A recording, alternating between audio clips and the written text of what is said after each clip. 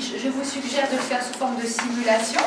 Donc nous sommes les apprenants, vous vous adressez à vos apprenants, comme dans une situation de classe très vivante.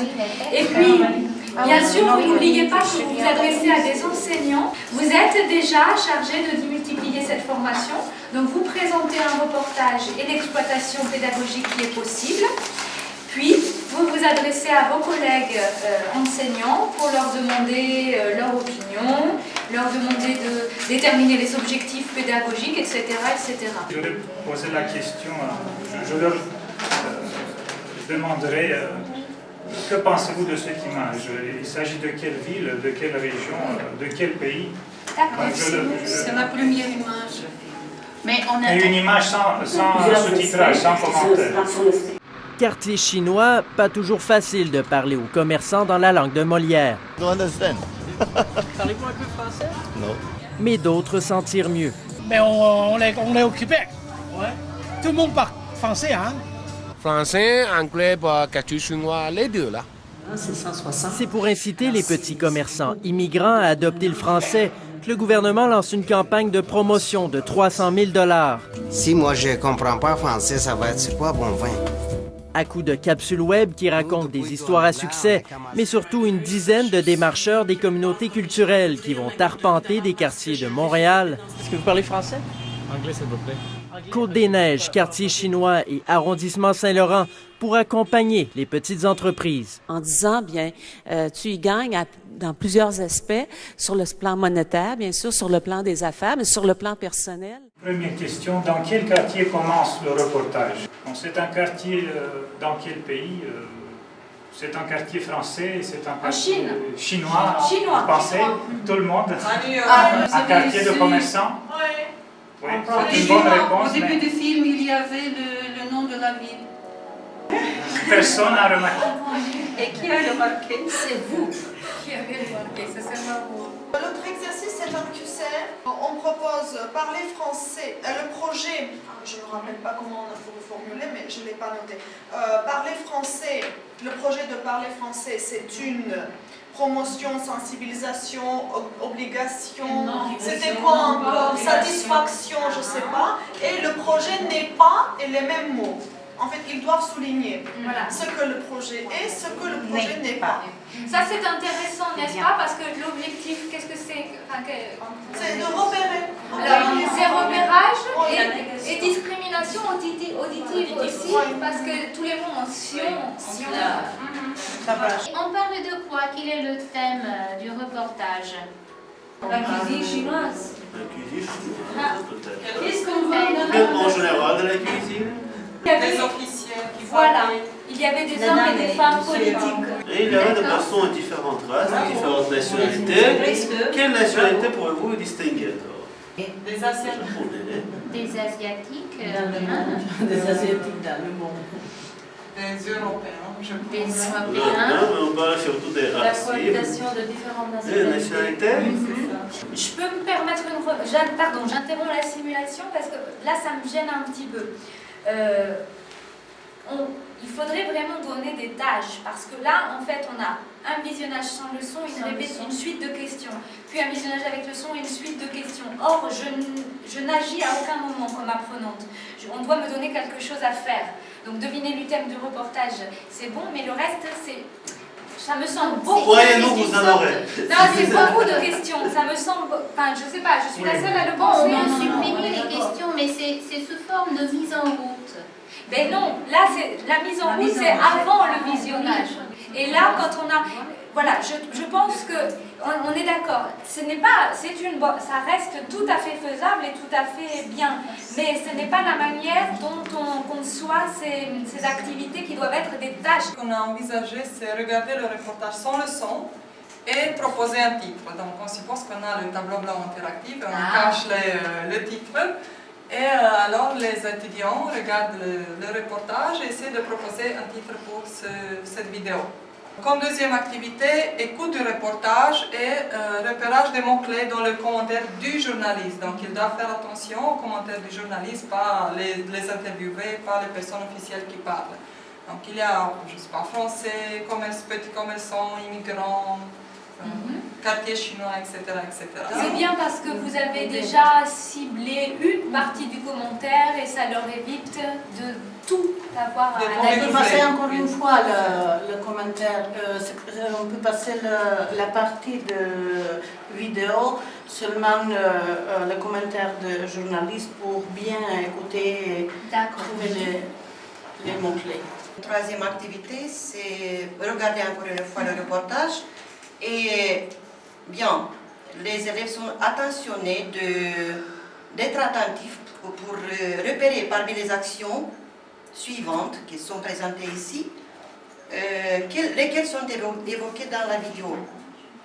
Et comme vous avez observé, on a opéré avec des verbes seulement, parce que ce sont des actions.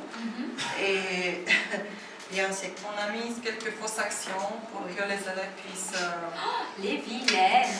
Voilà. On va se souvenir, n'est-ce pas, d'activités vraies ou faux, mais formulées autrement. On peut mettre un signe, par exemple, pour cocher pour les bonnes actions et mettre un X pour les fausses actions. Non, mais c'est bien. Mais on n'a pas bien marqué comment faire. On n'a pas mis quel signe mettre pour ceux qui sont vrais, pour ces actions qui sont vraies. Ça peut décider le professeur ensemble avec les étudiants. Voilà. Je pense que c'est pas très... Non, je pense que ce qui est bien, c'est d'avoir cherché à se différencier du vrai faux. Quelles seront les deux ou les trois questions? Les premières questions. Les premières questions pour mettre les hypothèses pour arriver au visionnement et à la première question concernant Québec. À quel pays appartient ce grand? Vous écrivez Québec où il manque quelques lettres. Quel est ce pays? Oui, vous donnez un anagramme, seulement la première lettre. Une image. Le drapeau, c'est une bonne idée. Oui. Pourrait-on former une question? On va voir après sur le reportage. Montréal. La capitale, oui, Montréal. Pour relier exactement quel est l'objectif, Pavlina? Tu veux les initier, les faire entrer dans le sujet? Soit je suis familier, oui, c'est vraiment faire affaire. Les questions sont adressées à vous comme formateur et comme enseignant. C'est pas comme un public.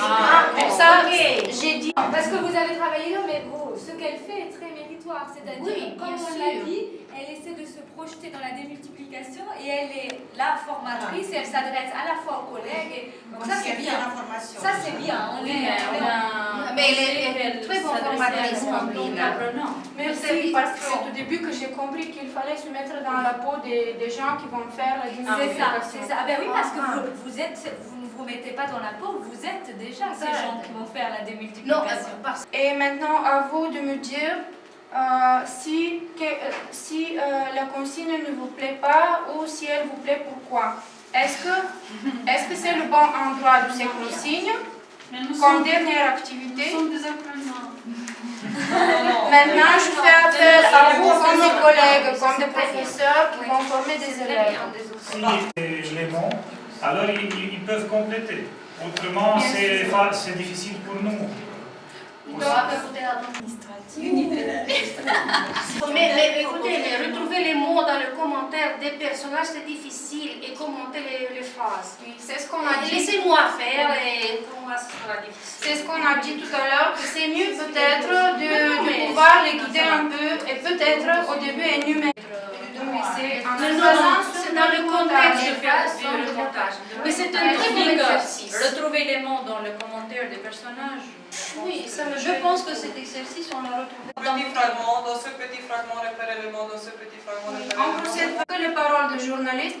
Ici, vous voyez une faute, le commentaire des personnages, ce n'est pas le commentaire des personnages qui est concerné, mais celui de journaliste. Ou 2 mots au maximum pour faciliter les apprenants à bien discerner. Et en plus, ce qui me semble quelque chose qui n'est pas au bon endroit, c'est donner un titre au reportage. Peut-être une activité à mettre en avant au début, parce que vers la fin, c'est déjà des activités assez en progression. Aujourd'hui, on a aussi la présence de l'inspectrice de la direction régionale, mademoiselle Tréfondier.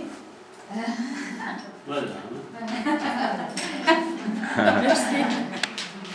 On a travaillé sur le niveau avancé B2 Et pour l'activité 1, on a conçu de regarder le reportage et relever les endroits où sont pris des interviews et le nombre et la nationalité des gens qui parlent. Tandis que dans l'activité 2, regardez le reportage, écrivez pour chaque interviewé l'idée de son message. On a rédigé les colonnes, la personne qui parle et l'idée de chaque personne, l'idée de leur message. C'est après le deuxième visionnage, nous avons pensé qu'ils vont repérer ça, d'évidencier les personnages et d'écrire au moins le sujet qu'ils parlent. Est-ce qu'il y a toujours une idée pour le message? Parce que un message, ça ne peut pas exister. Oui, il ne fallait pas? Il faut pas ça. Je pense qu'à la fin, non. C'est l'activité 3, écouter le reportage donc, et expliquer le sens des mots suivants. C'est pour cette raison qu'on a insisté donc, que les mots que vous avez choisis sont pour le niveau B2. Et comme quatrième activité, on propose une écoute de reportage et répondre aux questions. Ça nous a posé problème à tous. Et ce n'est pas notre niveau de langue qui est en cause, je vous rassure. C'est vraiment quelque chose qui est nouvellement... Ben oui, puis c'est assez récent comme appellation. Donc les capsules web, vous en trouverez beaucoup sur TV5, c'est une nouvelle appellation. Mais il faut dire que certains de nos apprenants sont plus à l'aise avec cette dénomination que nous d'ailleurs. Donc il ne faut pas craindre ça. En temps réel montre la difficulté de cet exercice. Le fait d'avoir travaillé tous sur le même reportage montre aussi la diversité des pistes possibles. Et bien que venant d'une région de pays différents, mais d'une région commune, on va dire, voilà, vous avez des approches extrêmement différentes. Je vois. On attend, en fait, ce qu'on attend, c'est des... En fait, ce qu'on attend, c'est des critiques. Des critiques constructives, bien sûr. Très bien, on peut s'applaudir, allez.